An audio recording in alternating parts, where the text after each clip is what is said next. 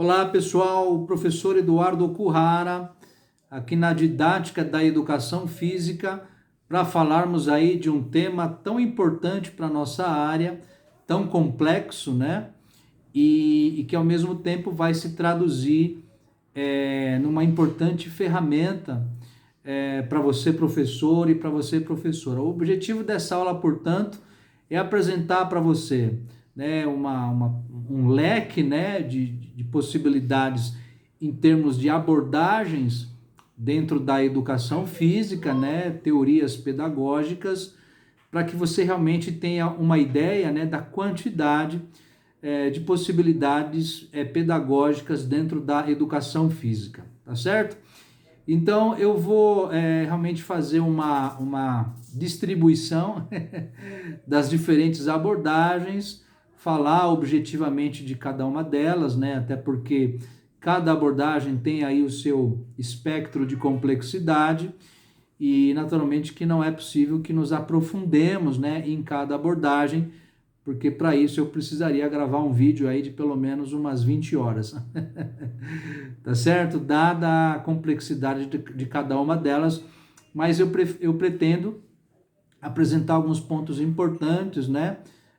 Também colocar alguns autores para vocês, né? Caso vocês tenham interesse em fazer aí um estudo mais aprofundado, tá certo? Bem, eu vou começar falando, né, das abordagens mais tradicionais e que naturalmente algumas vocês já conhecem já.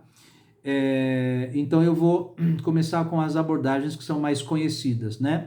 Nós temos na educação física a abordagem desenvolvimentista, que é uma abordagem muito historicamente presente na educação física, né? É uma abordagem que tem como foco a preocupação com o desenvolvimento motor, né? E tem como importantes representantes, né, pesquisadores, o professor David Gallagher, o professor Gotani da USP, né? Então são alguns importantes nomes que representam essa abordagem desenvolvimentista. Bom, uma característica, né, dessa abordagem é que ela estuda o aspecto das habilidades motoras, né?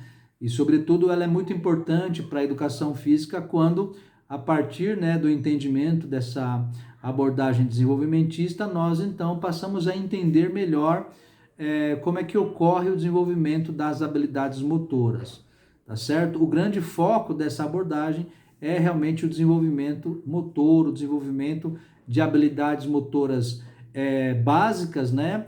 Tanto as habilidades motoras de deslocamento, como as habilidades motoras de manipulação, como as habilidades motoras de estabilização, tá certo? Então, o movimento realmente é o grande escopo, né? O grande objeto de interesse e pesquisa dessa abordagem desenvolvimentista. Também temos a abordagem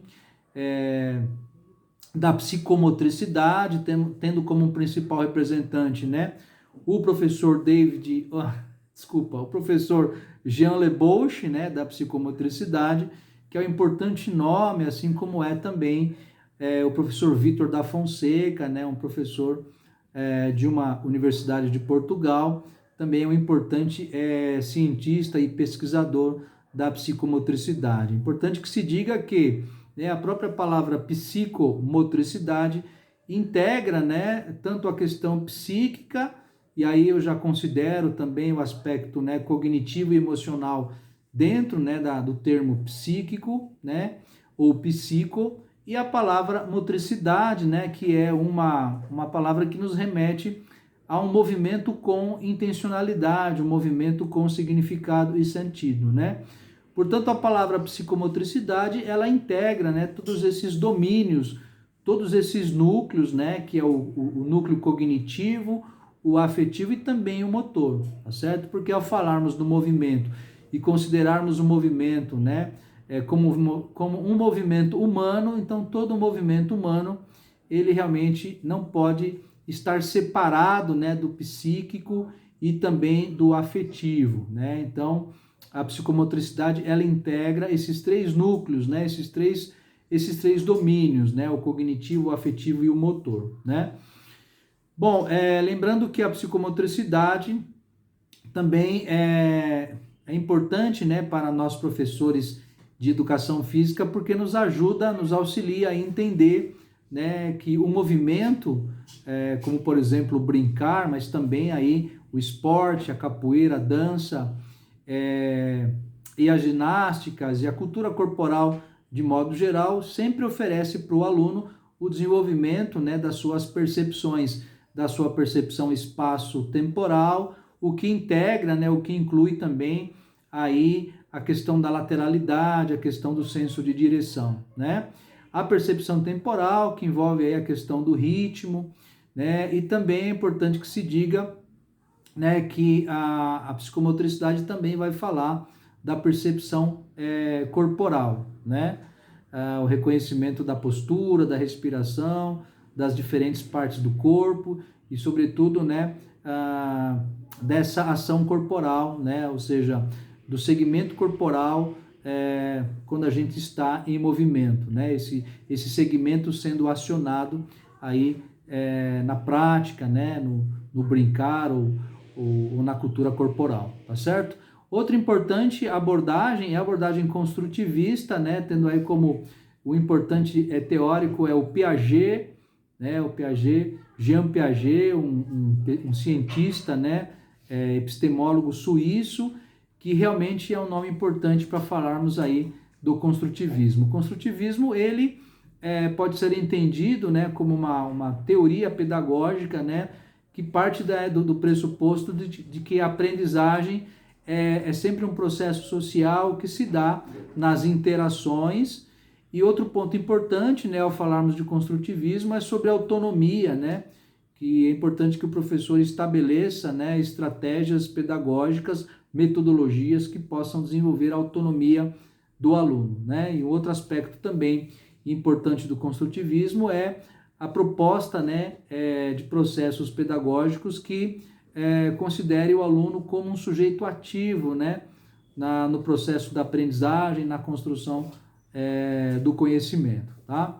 Bom, nós temos aí uma outra abordagem importante, né, que é a abordagem cultural, tendo como representante o professor Josimar Daolio, né, que vai entender que a educação física deve se preocupar com as questões biológicas, mas também deve se preocupar com as questões culturais, né? Nesse sentido, o professor Josimar Daolio defende, né, uma ideia de ser humano como um ser biocultural, né? Então, a educação física trabalhando os aspectos biológicos, orgânicos, mas também se preocupando em trabalhar os aspectos culturais, né?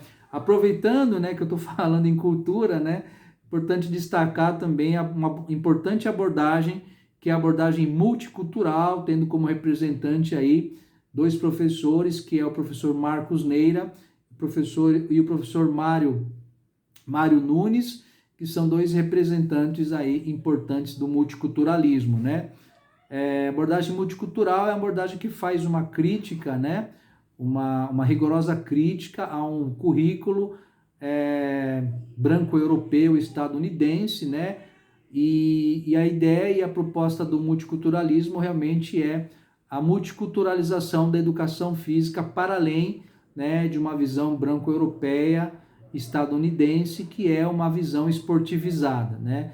Então, integrar outras culturas no currículo da educação física é um processo muito importante, né? Então, integrar a educação física à cultura asiática, à cultura africana, à cultura latino-americana, à cultura indígena.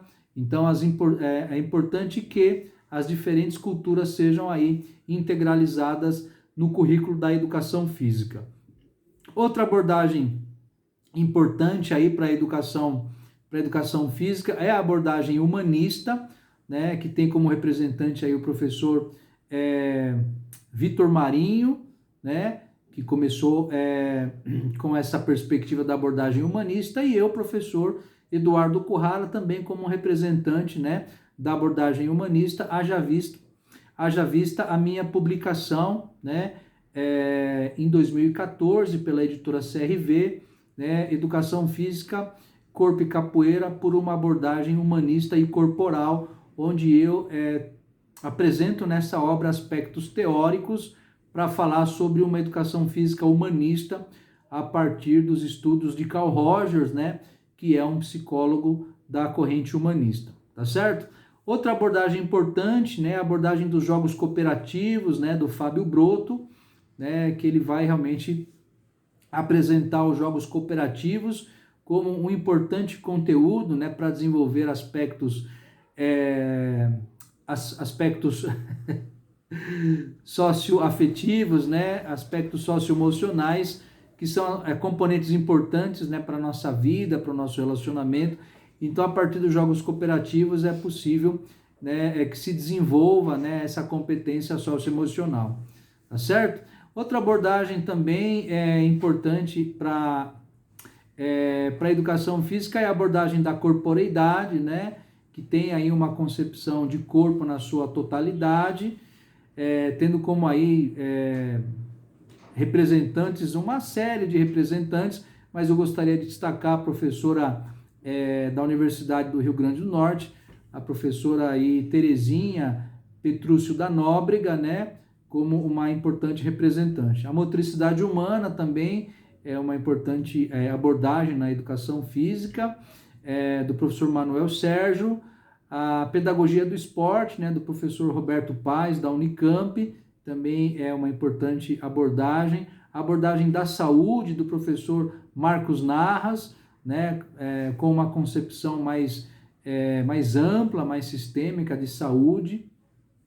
A abordagem sistêmica, né, do professor Mauro Betti, né, que entende que a educação física ela deve compreender, né, a complexidade social, né? Então, se a sociedade interfere na educação física, atualiza a educação física também pode se traduzir numa intervenção social, né, gerando, portanto, aí qualidade de vida, né, para as pessoas. Então, são essas abordagens, né, que são abordagens importantes. Nós temos aí também, né, algumas orientações que vão, de algum modo, se traduzir como referencialidade, né, como referência pedagógica, né, e que, a meu ver, também pode ser entendido aí como um processo de orientação pedagógica, né. Então, acho que é importante que se diga aí que a BNCC, né, a Base Nacional Comum Curricular, é mais do que uma abordagem, mas não deixa de ser uma abordagem, porque dá orientações aí metodológicas, né, e dá orientações pedagógicas, mas embora ela seja normativa, naturalmente, né, a gente tem que cumprir efetivamente aquilo que está sendo pautado, né, na Base Nacional Comum Curricular, mas eu particularmente também compreendo que a BNCC é também uma abordagem, uma vez que ela vai produzir implicações, né, mudanças na sua prática pedagógica, tá certo? Então eu passei para você algumas possibilidades, né, pedagógicas no que se refere às abordagens, né? Antes que eu me esqueça também, é importante que nós falemos de algumas abordagens mais críticas, né? Que tem uma natureza filosófica,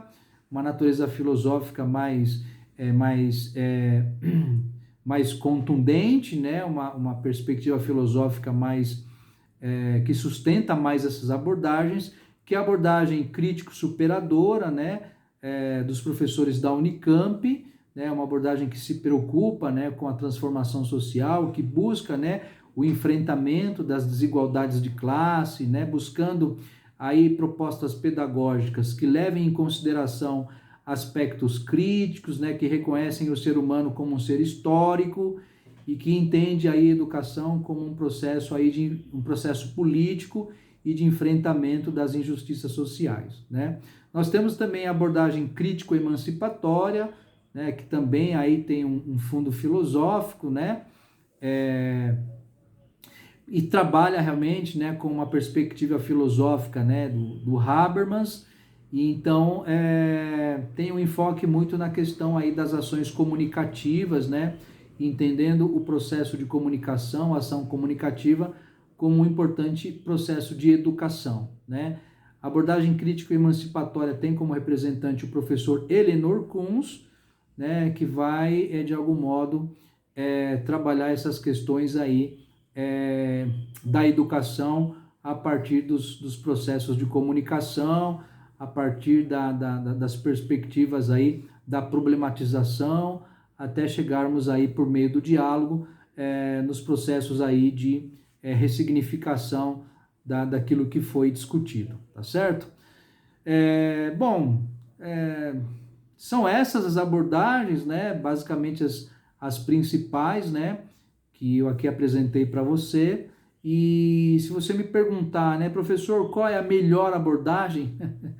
Eu daria a seguinte resposta para você, né? Eu acho que não se trata de pensar em qual é a melhor abordagem, né? No sentido de que não há uma abordagem melhor que outra, mas há abordagens que são melhores para aquele momento, abordagens que são mais adequadas, né, para um determinado momento, para um determinado contexto, tá certo? Todas as abordagens têm o seu valor, têm as suas qualidades, mas eu acho que você deve fazer uso, né, de maneira contextualizada, tá certo? Professor Eduardo Okuhara, na aula sobre abordagens